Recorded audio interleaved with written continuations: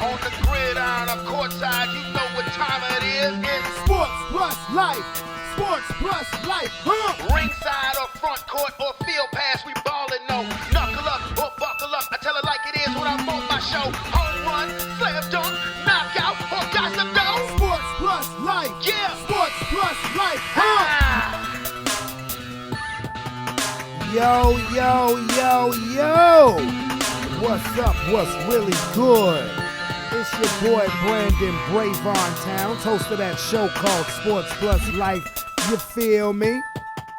Oh, and there's some things to talk about today. So, guess what? Turn it off, turn it all the way up. Now, yeah.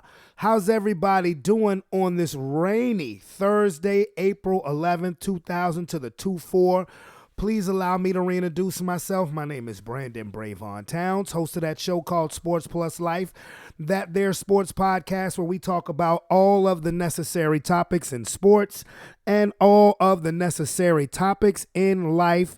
And before I get started, you know I got to shout out Too Tough Sports, the Madden Gaming League broadcasted on Twitch, and also Heather's Craft Haven on TikTok, my sis from another miss. Now, forgive my voice as it again has gone raspy. I've started to lose my voice all over again.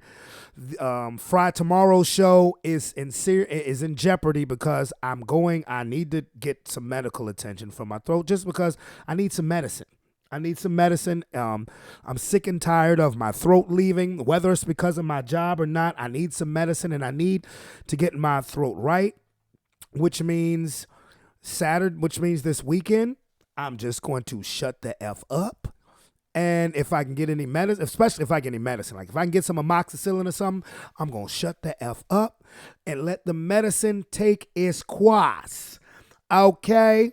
Now, there's a couple of things I want to discuss before the main event, before the main topic. So let's get to it. All right. The week started off with the UConn Huskies repeating as national champions in men's college basketball. So shout out to the Huskies. They are the dominant team in college basketball. They are the dominant program in college basketball. This needs to be said, okay? Over the last 25 years, I said this a year ago before they won last year. No team had won more national championships in the last 25 years. I said this last year, and I'm going to say it again this year. They've won 6 national championships in the last 25 years. No program has won more national championships in the last 50 years than the UConn Huskies. Not Duke, not Carolina, not Villanova, not Villanova, not Kentucky. You know, and these are the teams, not Florida. These are the teams, with the exception of Kentucky, who have won multiple national championships, okay? Duke, since 1999, Duke, Carolina, Florida, Villanova, I feel like I'm forgetting one. Think. Kansas, that's it, Kansas. So those teams have all won multiple national championships over the last 25 years, but UConn's won 6. They've doubled up the next closest, which was Carolina and Duke at 3. So they're the dominant team in college basketball. If you're looking at UConn as a franchise, it's nuts what they have done over the last 25 years. Only the Lakers, the Patriots, and the UConn women have won more titles, have won as many titles as the UConn men's basketball team. That's 6 for the Lakers, 6 for the Patriots, and 6 for UConn's women. So if you want to talk about where's the capital of college basketball, it's in Connecticut. I mean, men and women. Even though Dawn Staley would like to have a word with me because long live Queen Dawn, it coming for that throne, you feel me?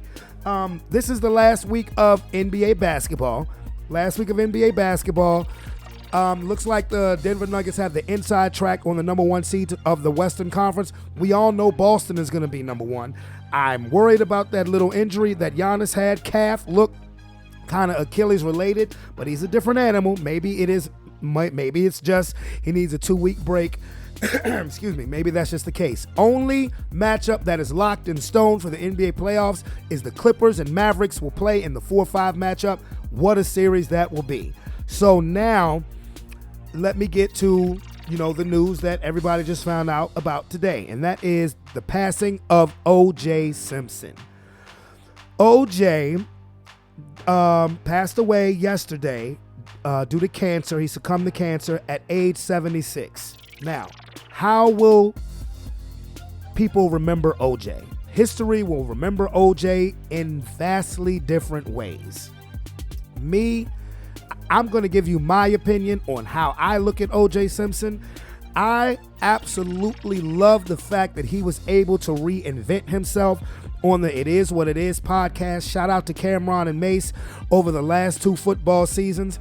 You see O.J. and you listen to him and you see how witty and charming and football insightful he was. And it was great to see this generation of people finally see O.J. in a humanized sense than had been the case for almost the last 30 years. Of course, the thing that most major news outlets are going to bring up is, of course, the double homicide case that happened in 1994 when he was acquitted in 1995. And unfortunately, that is going to be what he is most remembered by a lot of people. Not the Hall of Fame running back, not the generational once-in-a-lifetime athlete that O.J. Simpson was coming out of the University of Southern California with the Buffalo Bills and to a lesser degree the San Francisco 49ers. Not the movie star that O.J. Simpson was, particularly in those Naked Gun movies, which were absolutely hilarious. I never believed O.J. did it. Okay, and there are a lot of people who do. Well, they will always believe he did it, just like I'm on that side of people who will always believe that he did not do it. But the bottom line is, when I look at some of these comments that are left on some of these YouTube videos and social media outlets, and people just throwing shots at OJ, and it's like disrespectful. It's disrespectful because, one, somebody just lost their life, and two, this is what some people don't want to accept. He was found not guilty in a court of law. He was found not guilty. So when people call him a murderer, you are factually calling him something that he is not. You are factually incorrect when you say O.J. Simpson is a murderer. That's just a matter of an opinion, not a matter of fact by the law standpoint, by his criminal record. Now, you want to call him a convicted felon for that robbery shit, for memorabilia? Okay, that's fine. But I never believed that O.J. Simpson committed double murder. Never have, never will. Now, it's funny because, I spoke to somebody today at my job who believes the opposite, not in a disrespectful sense, but the one thing that we both could agree on is that we weren't there. So whether you believe he did it or whether you believe he didn't do it, nobody was there the night in question. Nobody was there that fateful night. And seeing as how I'm on the side of that he didn't do it, I'm going to show the utmost respect for this man who just passed away, this man who was a sports icon. O.J. Simpson is the original NIL deal. He was the first black athlete to really cross over from athletics to the big screen based on name, image, and likeness. He's the original NIL deal. Now, if I wanted to get gutter, because unfortunately, and people say, well, you're going to take it to race? It's always been about race. This case was always built on race. So whether you want to look at me with a batted eye, I personally don't give a fuck. But it was all about race because the majority of the people in this country are white. And they want to believe that that black man killed those 2 white people. Automatically guilty. Guilty before even proven innocent. Sorry, I'm not swerving that way. In the words of Chris Rock in his 1996 comedy special, Bring the Pain, if that had been Jerry Seinfeld on trial for double murder and the only witness that the prosecution had just happened to be from the Nation of Islam, Jerry would be a free man. So this case was always about race, unfortunately. And if you really wants to go there, people who want to say, OJ did it, that black man, nigger, blah, blah, blah, blah. How many black people, how many people that look like me have been slain brutally and unjustly by people who don't look like me, and they did it, and they got off anyway because the jury was all Caucasian? Get the fuck out of here with that. he's a murderer shit. You don't know nothing. You know as much as I do. We weren't there that night, so shut the fuck up with the disrespectful stuff in regards to, he's a killer, he's a killer. Shut up, because on his record, he's not a killer. He was found not guilty. So your opinion matters as much as mine. Absolutely dick, because none of us were there. If he did it, he is meeting his maker. And if he didn't do it, he is resting easy, looking down, saying, what else can I do? So I'm going to say this. Rest in peace, OJ. I'm going to miss seeing you on It Is What It Is. And you know what? Condolences to your family. Shout out to your kids. Shout out to your grandkids. I hope you guys deserve privacy in your time of grievances.